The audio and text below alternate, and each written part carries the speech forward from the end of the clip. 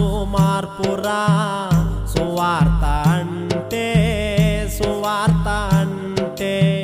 సిద్ధాంతం కాదురా సర్వలోక రక్షరా సువార్త అంటే